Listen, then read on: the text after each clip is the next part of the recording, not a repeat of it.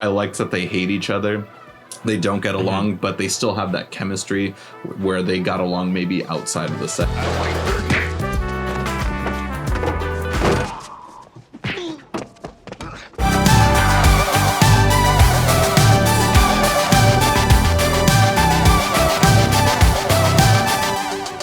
Drive-By Movies, my name's Blaze. And I'm James. And never have I ever seen 48 Hours. Look at you, you got a $500 suit on, you're still a lowlife. Yeah, but I look good. They just might solve this one. Being a cop is a hard job, Jack. Nick Nolte, Eddie Murphy. We ain't brothers, we ain't partners, and we ain't friends. Now, if Gans gets away with my money, you're gonna be sorry you ever met me. I'm already sorry. 48 Hours. 48 Hours is directed by Walter Hill and is from 1982. It's about a hard-nosed cop who reluctantly teams up with a wisecracking criminal temporarily paroled to him in order to track down a killer. I grew up loving Eddie Murphy movies. Some of my favorites, of course, Coming to America and Beverly Hills Cop. And I have never seen the 48 Hours, so I was actually really stoked that you picked this. And it's actually an interesting duo, Nick Nolte and Eddie Murphy. Nick Nolte is definitely the main character of this movie, but let's hear about some of your reactions, Blaze. Why did you choose this movie, and what'd you think about it? So I have to say, yeah, the reason I chose this was because, like, all right, Walter Hill directed it. It's about 3 years after the Warriors. Everyone knows how much we love the Warriors on the show. We literally sequeled it twice without knowing it. Like, after we shot the video, we're like, wait, we've already made this video. Yeah. So yeah, we love the Warriors that much here. There's already a second 48 Hours film. Look, I got 48 hours to bring this guy in. I'm history. You want me to go out with you for another 48 hours? We're not going to revisit that on Sequeled, guys. Don't worry, we won't do it twice. But who knows, we might go back on our word on that one. But anyways, yeah, getting into actually 48 Hours. I wanted to check this out. I think when we did the video for Tango and Cash, we had mentioned 48 Hours. Okay. I'm like, you know what, I'm going to do it next time. It's me, so it's 2 weeks later. Here we are. Eddie Murphy, Nick Nolte. This is the blueprint for basically all buddy cop films where you have, you know, a straight laced cop and then the kind of comical cop, essentially. Funny enough, this week they even announced a brand new buddy cop movie with a Chinese movie star and Chris Pratt. So can't wait for that one. It's definitely gonna have elements of 48 Hours. Right. So saying that now, and they haven't even started making the movie yet. But anyways, getting back to 48 Hours, I found it most interesting because I didn't know that much more about it than, like, you know, this buddy cop aspect. But Eddie Murphy isn't even a cop, which I found. The funniest thing about it, I'm like, wait, he's not even a cop. He's just like out of like they get him out of prison to help find this suspect. That was the most surprising moment for me in this movie. Yeah, I was so surprised how long it took for him to come into the movie, because I mean, I remember the poster and the VHS copy of it whenever I went to Blockbuster and stuff. This was one that I wasn't really allowed to see because it was rated R and it wasn't played on TV as much. Like Coming to America and as well as Beverly Hills Cop, like I mentioned, both those movies are rated R, but they were on TV all the time, so they're edited, and that's how I watched it as a kid.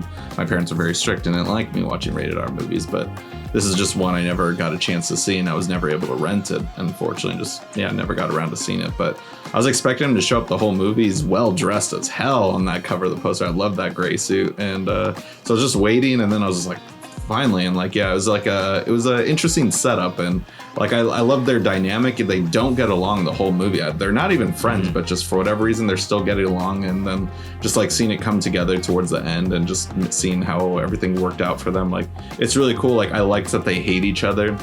They don't get along, but they still have that chemistry where they got along maybe outside of the set. Maybe I could be wrong, but I felt that though. Yeah, it has that vibe where they're just, it's definitely like the blueprint, but at the same time, I feel like all buddy cop movies have definitely diverged from this, where it's like two guys that absolutely hate each other but are stuck with each other. Like, it almost feels like Plane, Trains, and Automobiles, but like a cop movie. You know, it has a lot of cool action sequences. I think were probably the biggest takeaway for me. Was how cool all these action sequences were with all practical effects. They're not like overbearing where it's like a total action movie, because this does have a really tight and well written script with a lot of plot twists and suspense written in. So I did really enjoy that aspect. I don't think there's really anything to dislike about this movie. It just felt like the only thing I would say maybe that I disliked about it was just the idea that so many films after this has ripped this film off. There's still elements that did feel fresh though. Mm-hmm. Yeah, for sure. Like I mean, like I like an example is Walter Hill later realized that like that Axel Foley, who's from Beverly Hills Cop, definitely felt like almost as if like it was a continuation of Eddie Murphy's character in this movie. And I could see that, like the laugh that Eddie Murphy does. I don't know if that's his real laugh in real life, that like I can't do a really great impression of it, but that's one thing I always like kind of cropped up and associated with his character as Axel in Beverly Hills Cop. But hearing it in this, I was just like, oh, maybe that is his actual laugh or something. But you know, it's like such a trademark of Eddie Murphy, I felt like, and just seeing it in two different movies that involve cops just was cracking me up and stuff. And one thing I also liked about this movie too, though, like way off subject, was the soundtrack and score of this movie. Like it didn't feel out of place, but it just felt different from what I expected. Like I really enjoyed like it and stuff. Like I wasn't expecting it to sound so like kind of dark and noir-esque at times, and like there was like a lot of like jazz influence in there every once in a while, it felt like too. Yeah, and I mean, it even had some rock elements with that live band that would play in the club. But the score was done by James Horner, and that was one of the other things that I'd written down. I was like, I love the score in this movie.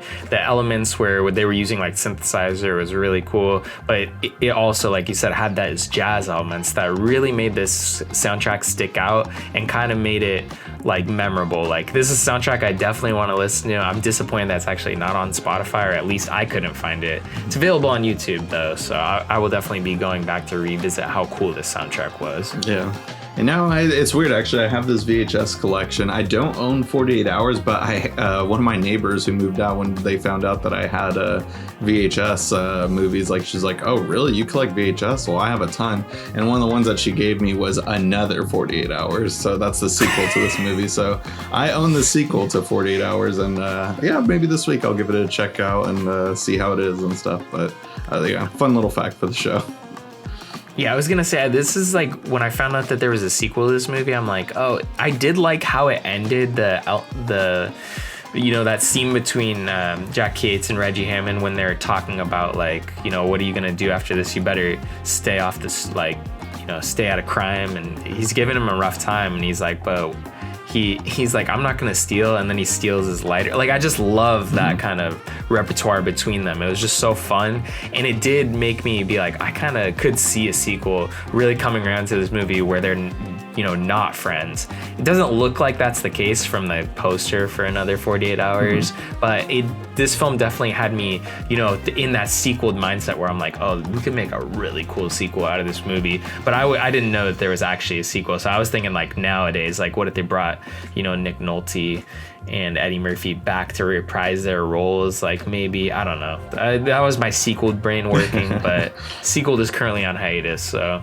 you know, we're talking about 48 Hours here. And I have to say, if you haven't checked out this film like me, you know, I hadn't seen it until now, I absolutely loved it. I definitely recommend going to check it out if you haven't already.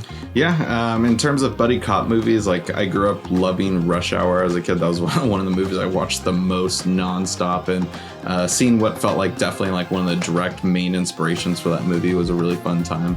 So this is a great pick for those who haven't been able to check it out yet. Definitely recommend renting it. You can check it out through our Amazon affiliate link in our description box below. That really helps us out, as well as leaving a comment letting us know what you thought about the movie, as well as our thoughts about the movie. And if you haven't already, guys, go ahead and smash that like button, hit the subscribe button, and click that notification bell to get all of our latest updates. Can't get enough of Drive By Movies? We're also on Instagram as well as Twitter. Be sure to check out our links on the bottom of this video. And that's going to conclude this week's episode of Never Have I Ever. Tune in next week for a brand new video.